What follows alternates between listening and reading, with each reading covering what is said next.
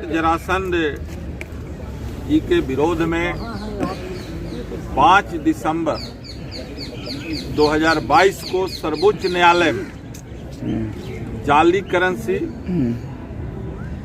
आतंकवाद फंडिंग और काले धन से संबंधित एक याचिका के निष्पादन के दौरान अटॉर्नी जनरल ने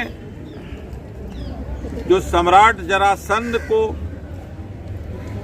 जाली करेंसी आतंकवाद से जोड़कर टुकड़े टुकड़े करने का जो बयान दिया, इससे देश के चंद्रवंशी समाज और मगधवासी काफी आहत दुखी हैं। और वह बयान उन्होंने भारत सरकार की ओर से दिया है। इनके इस बयान से देश के चंद्रवंशियों में उवाल है, आक्रोश है। और आज सांकेतिक सत्याग्रह, ध्यानाकर्षण सत्याग्रह हम लोग इस जंतर मंतर पर करके भारत के महामहिम राष्ट्रपति, माननीय प्रधानमंत्री और माननीय विधि मंत्री जी के नाम समर्पित कर यह ध्यान आकृष्ट कराना चाहते हैं कि इस विषय को गंभीरता से लिया जाना चाहिए।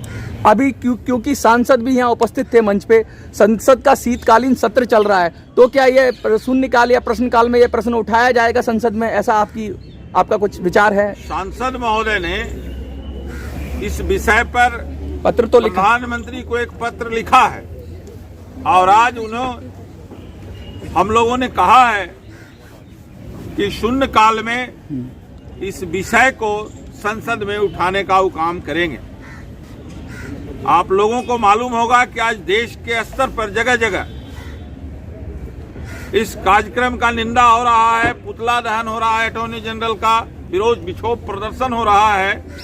सरकार को इस विषय पर इसका इंतजार नहीं करना चाहिए कि देश में कोई बड़ा आंदोलन हो, विधि व्यवस्था का सवाल खड़ा हो, तब इस पर हम कार्रवाई करेंगे। सरकार को इस विषय पर गंभीरता से विचार करना चाहिए। हमारा संगठन का प्रतिनिधि मंडल गृह मंत्री से, कानून मंत्री से जल्द मिलकर इस संदर्भ में बात करने का काम करेगा। हम लोग पत्र लिख रहे हैं और इस विषय पर हम तमाम लोगों से आग्रह करेंगे कि सम्राट जरासंध के संदर्भ में अध्ययन करने की आवश्यकता है। जिस सम्राट जरासंध के आग्रह पर अगर हम सनातन धर्म को मानते हैं तो, उसको जानते हैं तो, जिनके आग्रह पर पूरे स्वर्गलोक के देवता इस बात के लिए राजी हुए कि हम प्रति वर्ष राजगीर में उनके नगरी में 1 महीने का वास करेंगे। जिस जरासंध ने शिव भक्त, दानवीर और अपने वचन के पक्के थे, उनके बारे में ये बात कहना बहुत निंदनीय है।